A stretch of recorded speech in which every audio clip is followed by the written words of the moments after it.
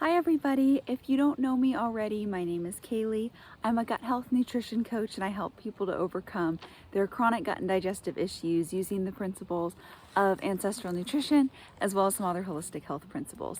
And in today's video, I'm going to be talking about the 7 most common gut flare-up triggers and then how you can quickly overcome your flare-ups. So when you're healing your gut, oftentimes this isn't a process where you're bad, you have all these symptoms, and then boom, one day you're perfect, never have any symptoms again, and you're healed. That's just not quite how it works. It's more of kind of like you make some progress, then you fall back a little, and then you make more progress, and then you might fall back a little bit, and it's more like zigzaggy. And I always tell my clients that healing is like increasing the time between flare-ups and decreasing the severity of the flare-ups until you have none. But when you get those initial flare-ups, they can be really frustrating, especially when you don't know what caused that flare-up. So if you made some changes, you changed your diet a little bit, you managed your stress better, you did some practices to help with your digestive system, and then you suddenly aren't feeling constipated anymore, you're having more regular bowel movements, you're feeling good after you eat, and then boom, all of a sudden you get super backed up again, or your diarrhea comes back, or your acid reflux comes back. Whatever you're dealing with, that symptom just comes back, and it can be really discouraging because you're like, I thought I was done with this, I thought I was making progress, and it just came back again. So this is very common. I'd encourage you not to get too discouraged and to remember the progress you're making on this journey. But I am going to help you with this because I know how frustrating it is. I've been through it when I was dealing with IBS. A lot of my clients go through this. So what I'm going to do in this video is talk about the 7 most common triggers for those flare-ups, because oftentimes, even though this is common on healing, there are certain triggers for these flare-ups. And when you understand what caused it, it can just bring you a little more peace of mind. If you're like, I was doing so great, I was having these perfect bowel movements that I've always dreamed of, and then boom, everything sucks again. If you're feeling like that and you know, hey, I got super stressed and that's what caused this. I ate this thing and that's what caused me to backtrack. It can bring you a lot more peace of mind because you know what to do to overcome the flare-up, stop the thing that caused it, and you know how to prevent them in the future. So yeah, in this video, I'm just gonna be talking about the 7 most common flare-up triggers for gut issues so that you can kind of run through that list when you get a flare-up of, okay, is it X, Y, or Z? What do I need to change? And then I'm gonna give you some more tips to overcome your flare-ups quickly. But before I get too far into this video, I do want to let you guys know I have some space open in my program, Ancestral Gut Healing, right now. So if you are interested in healing your gut issues at the root and you would like some help with that, be sure to stick around to the end of the video and I'll talk a little bit more about what I offer with my program. Okay, so let's get into the first common trigger for flare-ups. So that's eating the wrong foods. So the more you heal, the more flexibility you get with this. When you are first working on your gut issues, you've had them for a while, if they're really bad, it's gonna kind of seem like every food or almost every food doesn't sit well and isn't working for you. That just means you have deeper gut issues going on, but you really need to learn which foods support healing, which foods are easy to digest and won't add an extra burden onto your digestive system. You need to be eating foods that are nourishing, provide the nutrients you need to heal your gut lining, and you need to avoid the foods that cause the damage to your gut in the first place, and the foods that maybe people with a healed gut can eat fine, like sourdough bread, but because you have leaky gut or other gut issues, you have to avoid for now because they're just a bit too much to handle. So usually with my clients, if they have a flare-up and it was caused by eating something they weren't supposed to, they're very aware of it. So you're likely gonna kind of know what caused this. It's usually gonna be something like eating out and not picking the best food, like maybe having some fries that were fried in seed oils, or it can oftentimes be like desserts. It's usually going to be something like pretty junky that throws you off, like cake or something with a lot of sugar or seed oils or processed foods. But for people with really sensitive guts, it can be like gluten and sometimes even dairy. So yeah, it's important to learn what foods to eat, what foods to avoid, and then you can kind of know when you ate something that you shouldn't have been eating and you got a flare up, that's probably what caused it, and it'll take your body maybe a few days to get back on track, maybe only a day, maybe only a few hours. Everybody's a little bit different, depends on where you are in your healing journey. But just knowing that can bring you that peace of mind that you're on the right track. The only reason you fell off is because you ate something that just doesn't work for your body right now. So that is a huge cause. Okay, so the second one is stress. This is very common. I experienced this a lot in my later stages of healing my IBS. So when I had been pretty healed, had consistent bowel movements for like a year and a half, rarely got bloating anymore. When I would get stressed, it would be like everything would flood back. So for me, that was usually associated with like moving or traveling or like a large change where I had less control over the situation. A new job, something like that would bring more stress for me. So anything that makes you more stressed can very easily bring back your symptoms. And for me, I kind of looked at it as an opportunity of, oh wow, I used to feel that way all the time, how I feel right now, but I don't feel that way anymore, and I know what caused it this time. So I kind of tried to spin it a little bit in my head to look at it as a positive thing to see how much I had actually improved.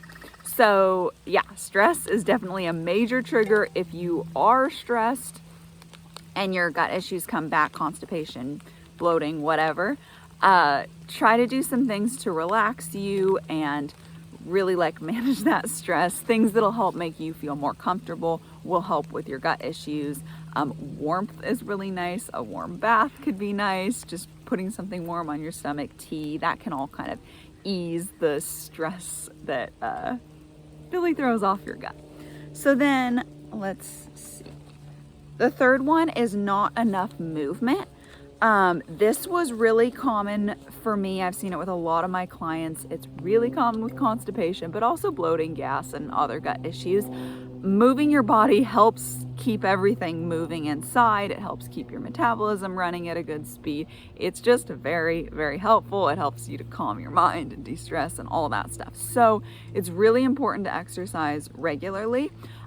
When I was just, pretty healed, kind of new to being healed, in my freshman year of college, I had a schedule of classes and hadn't quite figured out parking, where basically I made my workout schedule 3 days in a row and then 4 days off.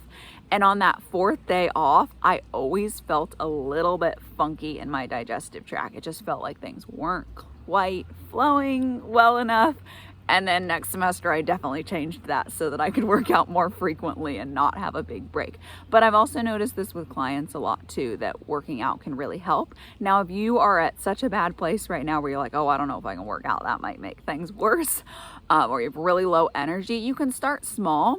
You don't have to go crazy, but you can start with walks and some stretches and what you feel up for, but know that increasing it with time will help. I will say for myself, weightlifting and running helps me have a bowel movement a lot better than dance, which is what I did previous to weightlifting and running.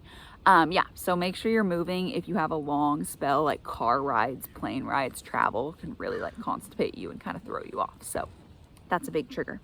So then, let's see. Okay, another one is not having enough time in the morning for a bowel movement.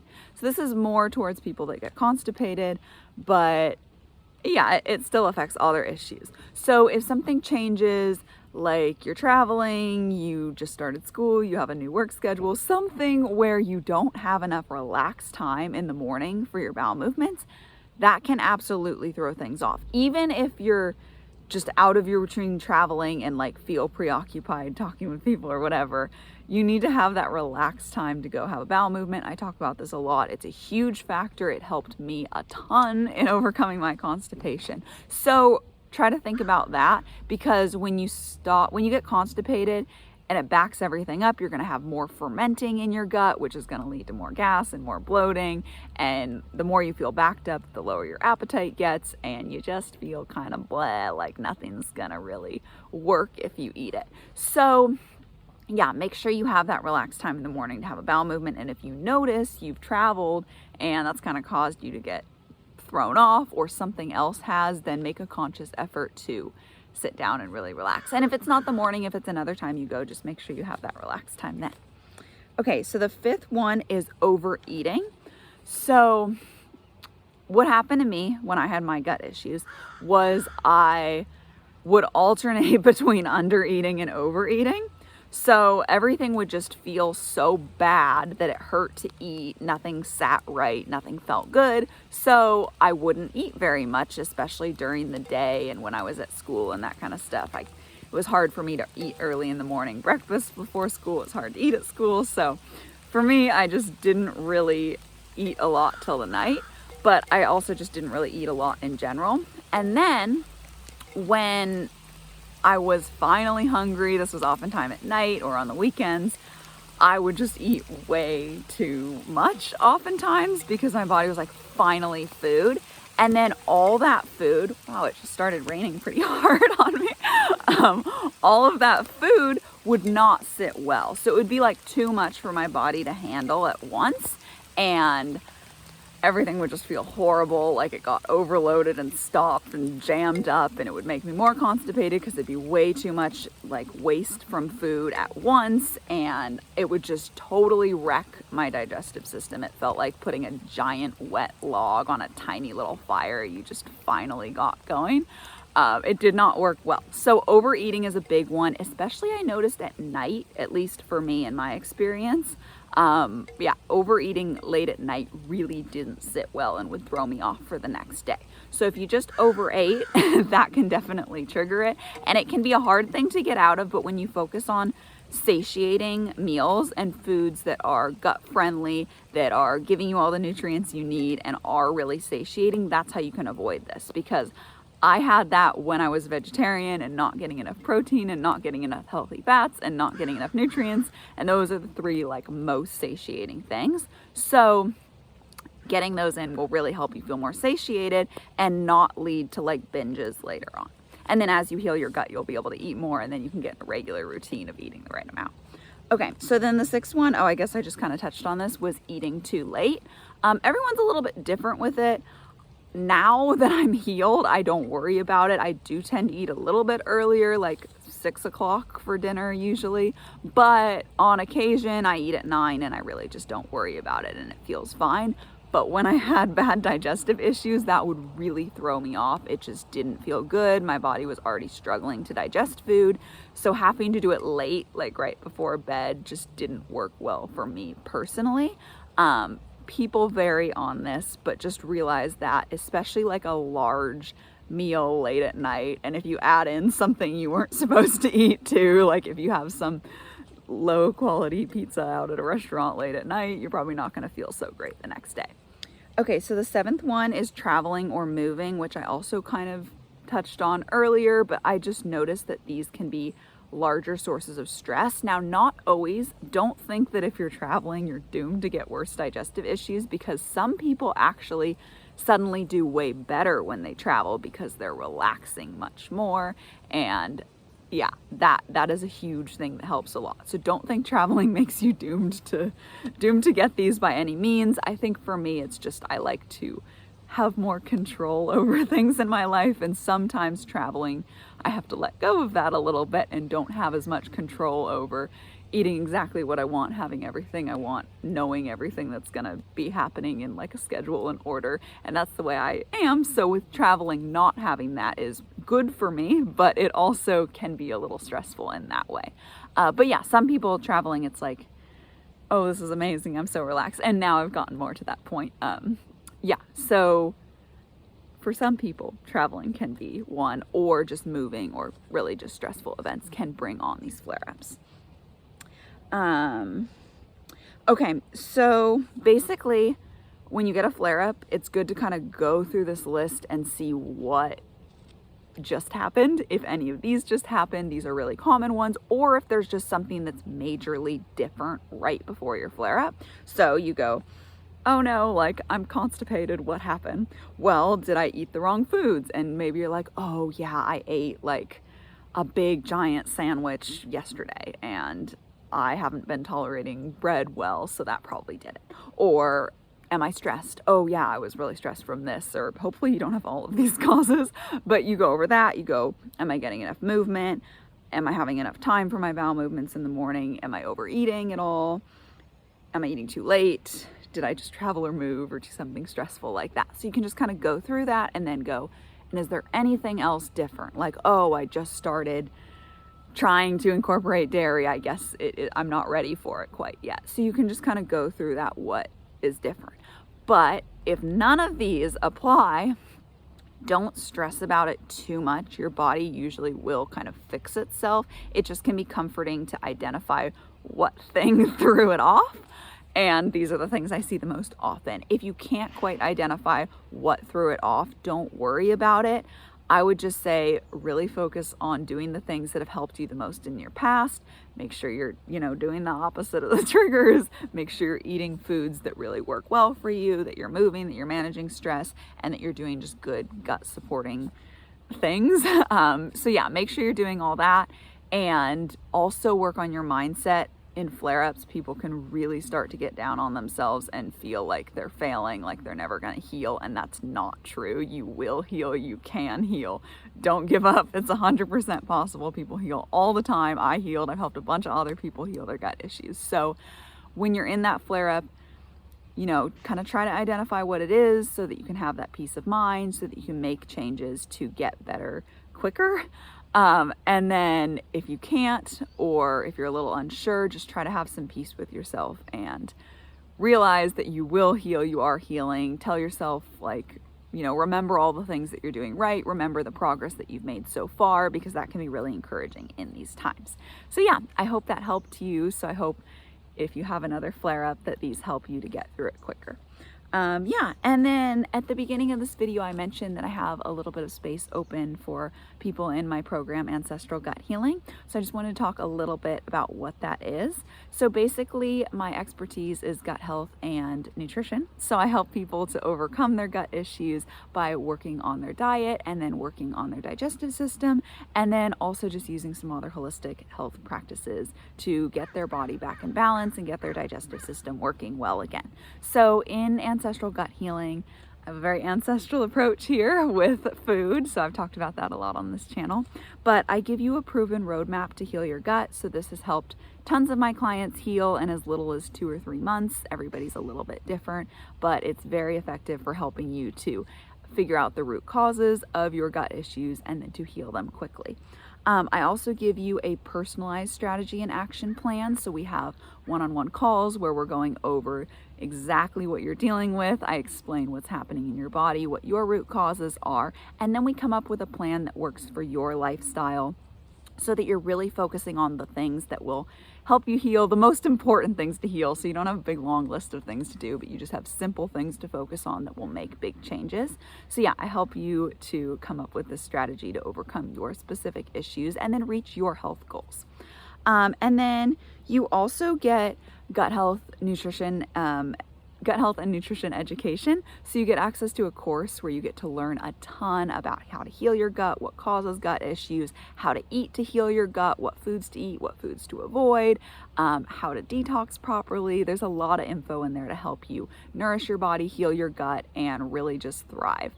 And then I also give you accountability check-ins. So we're checking in regularly so that we can touch base and see what's going on. And, as you have different roadblocks or questions, I'm there for you to answer those and just provide that guidance and reassurance on the path. And then you get support and guidance through group calls, one-on-one calls, and then messaging me as well. So really, it's a program designed to help you heal your gut and digestive issues as quickly as possible and get you back into a balanced state where your digestive system is functioning like an efficient machine. You're having daily bowel movements effortlessly, and you feel nourished and light from the food you're eating. So if that sounds like something you're interested in, I will link a link below where you can book a call with me. This is a free call just to learn more about what I offer, so I can hear about what you're going through, and then if I can help you, I can tell you more about how I can. So yeah, if you are interested in that, I would love to talk with you, so don't hesitate to book a call, or you can always reach out to me too and ask me any questions that you have. And yeah, thank you for watching. Thanks for sticking around till the end. I hope you enjoyed this video, and I will see you in the next one.